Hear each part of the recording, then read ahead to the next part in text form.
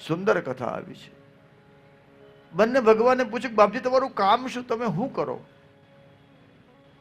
મૂળ મોટો માણસ આપણી ઘેર આવી જાય અથવા તો આપણને મળી જાય એટલે આપણે આનો વૈભવ જાણીને એમ થાય કે આ શું કરતા હશે. બ્રહ્મા અને વિષ્ણુ બંને પૂછ્યું બાપજી આપના કાર્ય શું છે? ભગવાન ખૂબ સરસ બોલ્યા છે, મારા 5 કાર્યો છે. સર્ગ, સ્થિતિ, સંહાર, તિરોભાવ અને અનુગ્રહ. પહેલા દિવસે આપણે વાત કરી હતી. પણ સર્ગ એટલે ઉત્પત્તિ, આરંભ, બિગિનિંગ. સ્થિતિ એટલે સ્થિત કરવું, સ્ટેબલ કરવું. સંહાર એટલે નષ્ટ કરવું, ડિસ્ટ્રોય કરવું. તિરોભાવ એટલે મોહ માયાથી મુક્તિ કરવી, ઉદ્ધાર કરવો. અને અનુગ્રહ એટલે દયા, કરુણા, મોક્ષ, એનલાઇનમેન્ટ.